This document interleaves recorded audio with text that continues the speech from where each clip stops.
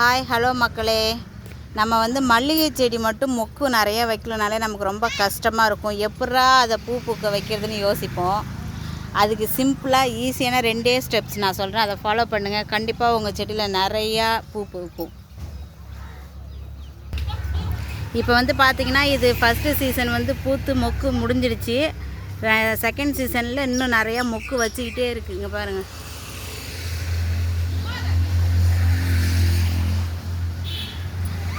First step என்னென்னு பார்த்தீங்கன்னா, நல்லா வெயில் உள்ள இடமா மல்லிகை செடியை வைக்கணும். வச்சாலே போதுங்க, நல்லா செழிப்பாக வளர்ந்து வரும். அது பக்கத்துலேயே பார்த்திங்கன்னா இந்த கிழுவ மரம்னு சொல்லுவாங்க. அந்த கிழுவ மரத்தை வாங்கி நட்டு வச்சிட்டிங்கன்னா போதும், நிறையா பூ பூக்குங்க. நீங்கள் தண்ணி கூட ஊற்ற வேணாம், எக்கச்சக்கமான பூக்கள் பூத்துக்கிட்டே இருக்கும் மல்லிகை செடியில்.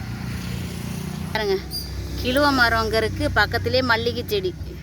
இது வச்சு 1 வருஷம்தான் ஆகுது, அதுக்குள்ளே எவ்வளோ காடாட்டம் இருக்குது பாருங்கள்.